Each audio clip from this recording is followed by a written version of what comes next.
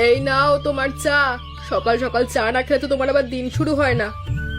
আর দাও দাও, তোমার হাতের চা না খেলে দিন কিভাবে শুরু হবে বলো তো? আরে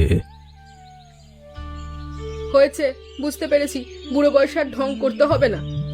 আরে লোকেদের দিয়ে দুই জামাইকে নেমন্তন্ন পাঠিয়েছি, বিশাল এক ভোজের আয়োজন করতে যাচ্ছি তো। দুই জামাইকে নিমন্ত্রণ পাঠিয়েছো, ভালো করেছো। তা আমাকে তো কিছু বললে না, কি উদ্দেশ্যে খাওয়াবে জামাইদের? আরে আমাদের গ্রামের হরে কৃষ্ণ আছে না, জেলে, নদী থেকে নাকি বিশাল এক পাঙাশ মাছ পেয়েছে, তা আমার জন্য রাখতে বলেছি, তাই জামাইদেরও নেমন্তন্ন দিলাম। আমার জামাই বড় ঘরের ছেলে, ব্যবসায়ী মানুষ, সময় করে আসতে পারে কিনা কে জানে। আমার জামাই ছোট ঘরের হলেও মানুষ কিন্তু ভালো, সময় করে চলে আসবে, যেহেতু আব্বাজান বলেছেন তো। গরিব ছোট লোকের আর কাজ কি, নিমন্ত্রণের জন্যই তো বসে থাকে, ভালো মন্দ খেতে পারে না তো। কি হচ্ছেটা কি শিলা? তোর মুখ সামলা, মুখে লাগাম দিয়ে কথা বল, এখানে কিন্তু আমরা আছি। ঠিক আছে, আমি আর কিছু বললাম না, তোমরাই বলো। আমি সব বললেই তো দোষ হয়ে যায়। বাবা, এত বড় পাঙাশ মাছ! এত বড় পাঙাশ মাছের আগে তো আমি কখনো তোমাকে ধরতে দেখিনি। এত বড় পাঙাশ মাছ কিভাবে পেলে বাবা? কমলা, তোমাকে না বললাম নন্দুকে এখানে নিয়ে আসার দরকার নেই? মাছ দেখেছে, এখন তো চাইবেই এই মাছ খেতে। তারপর তোমার ছেলে কেমন তুমি জানো না? আমি এত করে বলেছি তোর যাবার দরকার নেই, ঘরে থাক, কোনো কথাই শুনলো না। তোমরা আমার সাথে এমন করছো কেন বাবা? মা, আমি কি করেছি? দাও বাবা, বাবা মাছটা আমাকে দাও, আমি বাড়ি নিয়ে যাই। না বাবা, এ মাছ বাড়ি নেওয়ার জন্য না। এই যে সাথে একটা ছোট বোয়াল মাছ দেখতে পাচ্ছ, এটা আমাদের জন্য। বড় পাঙাশ মাছটি জমিদার বাবুর কাছে বিক্রি করে দিয়েছি, তিনি আগেই কিনে নিয়েছেন। এই মাছটি আমরা খেতে পারবো না। বাবা, এত বড় মাছ পেলে আর আমরা খেতে পারবো না?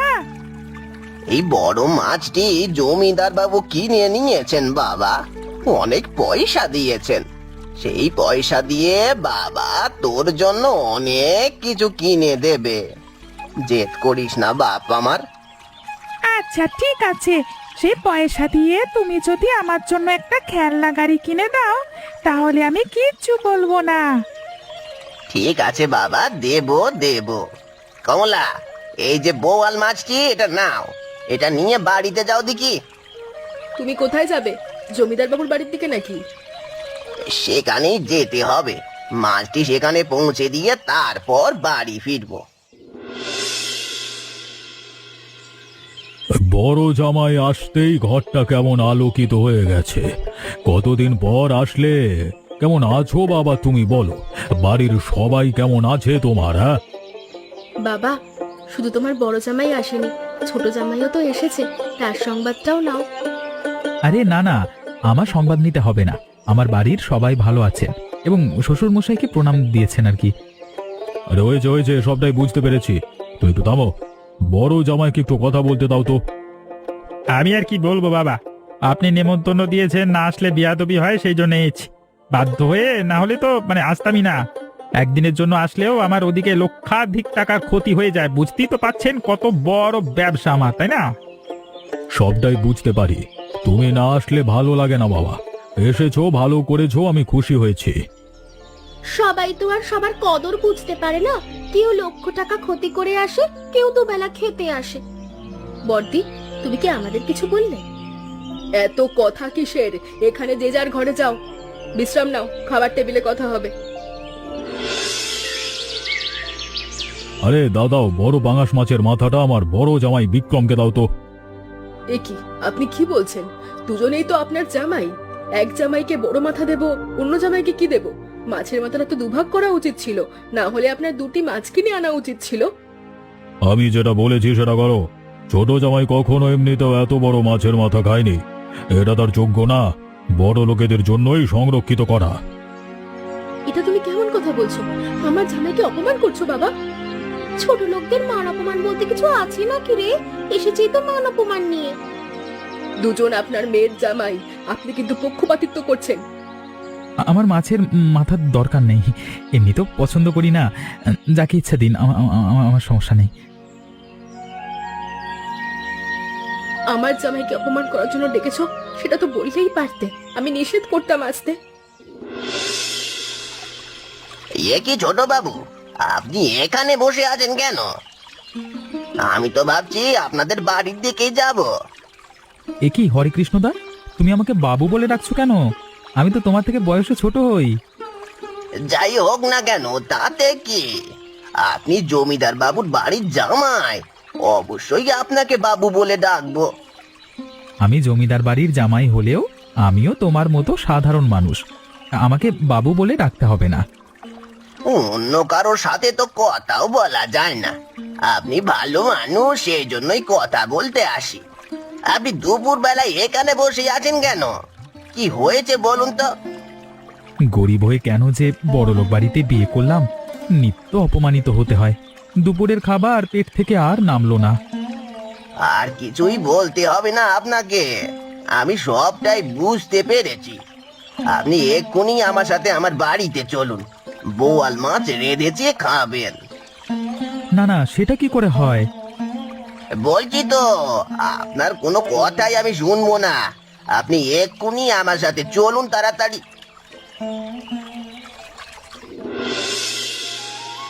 আরে দাও দাও, বোয়াল মাছের মাথাটা মোহন বাবুর প্লেটে তুলে দাও দেখি। তোমাকে না বলেছি আমাকে বাবু বলবে না, মোহন বলবে, বেশি হলে মোহনদা। আর হ্যাঁ, এই বোয়াল মাছের মাথা আমাকে দিতে হবে না, নন্দুকে দাও, আমাকে এমনি মাছ দিলেই হবে।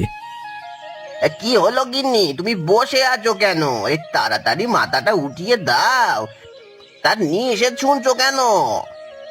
মাথা এমনিতেও আমার পছন্দ নয়, আমি মাছ খেতেই ভালোবাসি, যাতে কাঁটা কম। আমি এমনিতেও মাথা খাই না। কি হলো মোহনদা, বসে আছো যে? তাড়াতাড়ি নাও, খাবারটা খাও। কেমন হয়েছে বলো? সত্যি করে বলছি, বিশ্বাস করো, খাবার অনেক ভালো হয়েছে। এত ভালো খাবার আমি কখনো খাইনি, তৃপ্তি করে খাবো আজকে। খান খান, আপনার যেমন ভালো লাগে তেমন ভাবে খান। আর একটু মাছ দিই? হয়েছে হয়েছে, যথেষ্ট হয়েছে, আমাকে আর দিতে হবে না। আপনারা নিন, এত মাছ আমি খেতে পারবো না। আরে ও গিন্নি, বসে আছো কেন? দাও দাও, যদি না পারেন আমরা তো আছি, সাহায্য করব। আপনি খেতে থাকেন।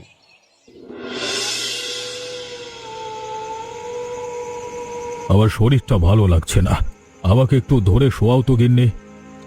হঠাৎ করে কেমন লাগছে তোমার শরীর? বেশি খারাপ লাগছে? হঠাৎ করে কি হলো কিছুই তো বুঝতে পারলাম না। শরীরটা খুবই খারাপ লাগছে, বুকে ব্যথা করছে। ওদেরকে ডাকো তো। শিলা, লীলা, বড় জামাই, তোমরা কে কোথায় আছো? এদিকে এসো, তোমার শ্বশুর অসুস্থ হয়ে পড়েছে, তাড়াতাড়ি এদিকে এসো। কি হয়েছে মা? বাবার কি হয়েছে? বাবা এভাবে শুয়ে আছে কেন? ও বাবা, বাবা কথা বলছো না কেন বাবা? কি হয়েছে? এত রাতে চেঁচামেচি করছেন কেন?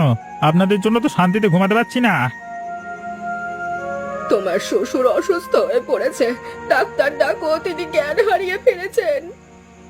আমার তো আর খেয়ে দে কাজ নেই, আমার হাতে অত পয়সা করি নেই, ডাক্তার ডাকতে পারবো না। আমি এখন ঘুমাবো।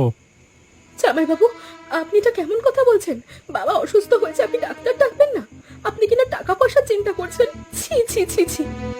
কার সাথে কি কথা বলছিস ভেবেচিন্তে কথা বল রে। আমার জামাইয়ের ব্যাপারে একটা উল্টোপাল্টা কথা বলবি না। চলো তো এই ঘর থেকে, কিছুই হয়নি, শুধু শুধু শুয়ে আছে, বলছে অসুস্থ হয়েছে। আরে অসুস্থ হলে এমনিতেই ঠিক হয়ে যাবে, ঘুমাতেও পাচ্ছি না, এদের জন্য যত সব ভালো লাগে না। কি হয়েছে নন্দু, তুই এভাবে হাঁপাচ্ছিস কেন? আর এত রাতে তুই কোত্থেকে ফিরলি? আমি জমিদার বাড়ির উপর দিয়ে আসছিলাম, খবর শুনে আসলাম জমিদার বাবু নাকি খুব অসুস্থ হয়ে পড়েছেন। তার অবস্থা নাকি তেমন একটা ভালো নেই, সবাই কান্নাকাটি করছে সে বাড়িতে। কি বলছিস? সত্যি বলছিস তুই? ভালোভাবে জেনে শুনে এসেছিস নাকি উল্টো পাল্টা কথা বলছিস? ভেবে বল। আরে বাবা, আমি কি ছোট নাকি? আমি সত্যি বলছি। আমি আর আমার বন্ধু জমিদার বাড়ির পাশ দিয়ে আসছিলাম, তখনই শুনে আসলাম কান্নাকাটির আওয়াজ। জমিদার বাবু নাকি অসুস্থ হয়ে পড়েছেন, সেটাও শুনে আসলাম। না না, আর এক মিনিটও আমার দেরি করা ঠিক হবে না। এক্ষুনি আমাকে তাদের বিপদে এগিয়ে যেতে হবে। হ্যাঁ, মোহনদা, তুমি সেখানে গিয়ে কি করবে? সেখানে তো অনেক মানুষ আছে, তুমি আরো উল্টো সেখানে গিয়ে অপমানিত হবে। তোমার সেখানে যাওয়ার কোনো দরকার নেই। না না, না না, শত অপমান করলেও আমি এখানে বসে থাকতে পারি না। তার এই দুঃসময়ে আমাকে তার পাশে দাঁড়াতেই হবে। আমি চললাম।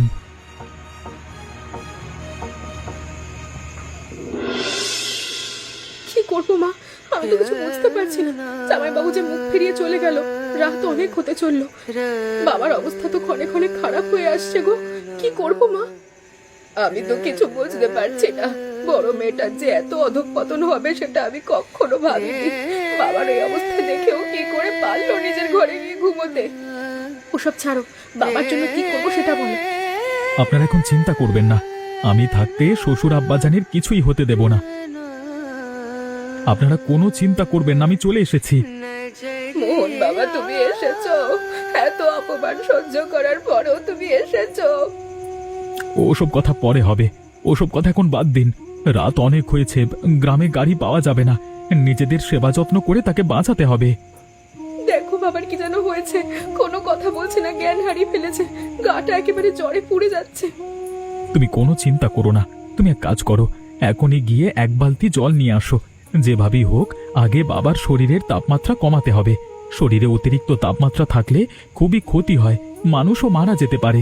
তাপমাত্রা আগে কমাতে হবে। মা, আপনি এক্ষুনি গিয়ে একটি কাপড় নিয়ে আসুন। বাবার মাথায় জলপট্টি দিতে হবে। আগে বাবার জ্ঞান ফিরুক, তারপর ওষুধ খাইয়ে দেব। আপনারা শক্ত হন, ধৈর্য ধারণ করুন। বাবার কিচ্ছু হবে না, আমি যেটা বলছি সেটা করুন। একে তোমাদের সবার এই অবস্থা কেন? তোমরা সবাই ঘরে না ঘুমিয়ে এখানে? এই তো বাবার জ্ঞান ফিরেছে। আপনার শরীর এখন কেমন লাগছে বাবা? আগের চেয়ে ভালো লাগছে তো? বাবা, তোমার এখন কেমন লাগছে? ভালো লাগছে নাকি ডাক্তার ডাকবো? এখন ডাক্তার ডাকবে মানে? আমি কি একা একা সুস্থ হয়ে গেছি? ডাক্তারের প্রয়োজন হয়নি। যখন তুমি অসুস্থ হয়ে পড়েছিলে, জ্ঞান হারিয়েছিলে, তোমার বড় জামাই আর বড় মেয়ে তাদের টাকা খরচ হবে বলে ডাক্তার ডাকেনি, মুখ ফিরিয়ে চলে গেছে। ছোট জামাই মোহন কোত্থেকে খবর পেয়ে ছুটে এসেছে, সারা রাত ভর তোমার সেবা যত্ন করেছে। অত রাতে ডাক্তার পাওয়া যেত না। যে জামাইকে তুমি অবহেলা করেছো সে তোমার জীবন বাঁচিয়েছে। যাকে আমি ছোট লোক গরিব বলে অপমান করলাম, সেই আমার জীবন বাঁচালো। আর বড় লোক জামাই মুখ ফিরিয়ে নিল। তুমি আমাকে ক্ষমা করো বাবা। আপনি আমার গুরুজন, আপনি আমার শ্বশুর মশাই। আপনার ক্ষমা চাইতে হবে না। আমার বাবাও তো মাঝে মধ্যে ভুল করেন। যে বড় লোক জামাই আমার কোনো কাজে আসে না, তাকে আর আমি এ বাড়িতে রাখবো না। ওদেরকে বের করেই ছাড়বো। আমার মেয়েরও যোগ্য না ও। বিষয়টা পরে দেখা যাবে, আগে তুমি সুস্থ হও, বিশ্রাম নাও। আমি এ বাড়িতে যেটা বলি সেটাই হয়। আমার উপরে কোনো কথা হবে না। আমি যেটা বলবো সেটাই হবে। আমি বলেছি তুমি এ বাড়ি থেকে বের হয়ে যাবে, তার মানে তুমি বের হয়ে যাবে। তোমার মতো জামাই আমার দরকার নেই। বাবা, তুমি কিন্তু আমার জামাইকে অপমান করছো। আমার জামাইকে এভাবে অপমান করতে তুমি পারো না। আমি তোমাকে ঠিকঠাক মতো মানুষ করতে পারিনি। আমার সাধ্য থাকলে জামাইকে বের করে দিতাম আর তোকে রেখে দিতাম, কিন্তু তা আমি করব না। তোর জামাইয়ের সাথে যাওয়ার তোরও অধিকার আছে, এবং তোর জামাইয়েরও তোকে নিয়ে যাওয়ার অধিকার আছে। চলে যা তোরা। এরা তো চাচ্ছিল আমি মরে যাই, যাতে জমি জমার ভাগ পাবে। বড় লোকদের একটাই সমস্যা, লোভ আর লোভ। তুমিও তো বড় লোক, তোমারও তো অনেক লোভ ছিল। মানুষকে মানুষ বলেই মনে করতে না। আমি নিজের ভুল বুঝতে পেরেছি। এরপর থেকে সবাইকে মানুষ মনে করব। দ্বিতীয়বার কখনো আর এ ভুল করব না। কি হলো, তোমরা দাঁড়িয়ে আছো কেন? বলেছি না এক্ষুনি আমার বাড়ি ছেড়ে চলে যাও। কখনো আর এ বাড়িতে ফিরে আসবে না। যদি ভালো মানুষ হতে পারো তখনই ফিরে আসবে। জমিদার বাবু, আপনি আমাকে ডেকে পাঠিয়েছেন? আপনার নাম শুনতে আমি দ্রুত চলে এসেছি। কেন ডেকেছেন আমাকে বাবু? হরে কৃষ্ণ, তুমি যে কত বড় কাজ করেছো সেটা আমি জেনেছি। তুমি আমার বাড়ির জামাই মোহনকে আশ্রয় দিয়েছো, তার খাতিরদারি করেছো, যেটা আমার জন্য সম্মানের। আমি তোমাকে পুরস্কৃত করতে চাই। আরে না না জমিদার বাবু, তেমন কিছু নয়। মোহন দাদা খুবই ভালো লোক। আমরা যে ছোট লোক গরিব সেটা কখনো মনে করেন না। আমাদের খুবই আপন ভাবে, সেই জন্যই আমরা তাকে আপন ভাবি। আমার এই ছোট মেয়ের জামাইয়ের জন্য সব জায়গায় আমার মাথা উঁচু হচ্ছে, আর সেই জামাইকে আমি ভুল বুঝেছিলাম। হরে কৃষ্ণদা, তোমার তো এমনিতেই অভাব অনটন, যেহেতু আমার শ্বশুরমশাই তোমাকে পুরস্কৃত করতে চান, পুরস্কারটা তুমি নাও। সেটা কিভাবে নেই বলো? আমরা গরিব মানুষ, প্রতিদান তো নিতে পারি না, সেটা আমাদের গায়ে লাগে, লজ্জা লাগে। আচ্ছা ঠিক আছে, বুঝতে পেরেছি। তুমি এক কাজ করো, বড় কোনো মাছ থাকলে আমাদের জন্য নিয়ে এসো। একই সাথে তোমার পরিবারের সবাইকে নিয়ে আসবে, সবাই মিলে একসাথে খাবো। এটা একটা ভালো কাজ, প্রতিদানের মূল্যায়ন করলাম না, একসাথে খেলাম। কালকে কিন্তু চলে আসবে হরে কৃষ্ণ। আচ্ছা ঠিক আছে বাবু, চলে আসবো। এই এখন তাহলে আমি যাই। আজকে কোনো ভুল করলে চলবে না কিন্তু গিন্নি। আমার ছোট জামাই মোহনের প্লেটে বড় মাথাটা দাও, খাসির মাথাটা যে রান্না করেছো সেটাও দাও। আমার কোনো উল্লেখযোগ্য খাবারের দরকার নেই। আপনারা যে আমাকে ভালোবাসেন, অবহেলা অপমান করেন না, এটাই সবচেয়ে বড় পাওনা। যতদিন আমরা অমানুষ ছিলাম ততদিন এটা করেছি, এখন আমরা মানুষ হতে চলেছি, এরকম ভুল আর হবে না গো। আজকে আমাকে ভালো খাবার দিতে হবে না, আমার জন্য যা যা রেখেছেন সবকিছু হরে কৃষ্ণদা আর তার পরিবারকে দিন। নন্দু এসেছে, নন্দুকে দিন, আজকে তারাই তো আমাদের অতিথি, তাই না? দেখেছো জামাই বাবাজির বিচক্ষণতা, এমন একটা জামাই পেয়ে আসলেই আমরা নতুন করে ভাবতে শিখেছি। এই যে ছোট্ট নন্দুকে দেখছেন, এ কিন্তু বড় মনের মানুষ। আমাকে যখন অতিথি আপ্যায়ন করেছিল ওরা, এই নন্দু ছোট হলেও বড় মাছের মাথাটা আমার প্লেটে তুলে দিয়েছিল। বলেছিল সে খায় না, কিন্তু সে আসলে মাছের মাথা খুব পছন্দ করে, আমি সেটা বুঝতে পেরেছিলাম। দাও মা দাও, আমাদের অতিথিদের ভালোভাবে আপ্যায়ন করো। আমার একটা কথা ছিল। বলো বলো। আমরা তো গরিব মানুষ, আমরাও চাই আপনারা সবাই একবেলা আমাদের বাড়িতে অতিথি হয়ে আসুন। আমি তো কাজের জন্য সরোজিনীকে নিয়ে একটু শহরের দিকে যাব। লীলার মোহন, তোমরা তো বাড়ি যাবে, যাও, কথা দিলাম আমি ফিরে এসে যাব। আপনাদের কি বলে যে ধন্যবাদ দেব? জমিদার বাবুর মেয়ে এবং মেয়ের জামাই হয়ে আমার মতো গরিব জেলের বাড়িতে খাবার খেতে এসেছেন। দাদা, শুনলাম নাকি আপনি আমার স্বামীকে তুমি করে বলেন এবং আপন করে নিয়েছেন। আমাকে কি পর ভাবেন? না ভাবলে আমাকেও তুমি করে বলবেন। আপনাদের মতো এত দরদি মানুষ আমি কখনো দেখিনি। জমিদার পরিবারের মানুষ আমাদের এত আপন করে নিয়েছে। আমরা কিছুই করিনি, আমাদের আপন করে নিয়েছেন আপনারা। বাবা, এবার কিন্তু আমি তোমার সাথে মাছ ধরতে যাব, এবার কিন্তু আমাকে নিতে হবে। আমারও তো ইচ্ছে মাছ ধরা দেখবার। হরে কৃষ্ণদা, এবার কিন্তু তুমি মাছ ধরতে গেলে আমাকেও সাথে করে নিয়ে যাবে। নন্দু আর আমি দুজনে মিলেই মাছ ধরবো। আচ্ছা ঠিক আছে, তোমরা মাছ ধরে আনবে, আমরা সবাই কেটে কুটে খাবো। হরে কৃষ্ণদা, একটা কথা না করতে পারবে না। তোমাদের জমিদার মশাই খুশি হয়ে এবং মাছের দাম হিসেবে তোমাকে আরো কিছু টাকা দিয়েছে, এই নাও। নিষেধ করা যাবে না। শুধু শুধু এত টাকার প্রয়োজন ছিল বলো? এই টাকা দিয়ে তোমরা তোমাদের ঘর দরজা মেরামত করবে, নন্দুকে ভালোভাবে পড়াবে, মনে থাকে যেন। আমি আবার স্কুলে যেতে পারবো, কি মজা কি মজা।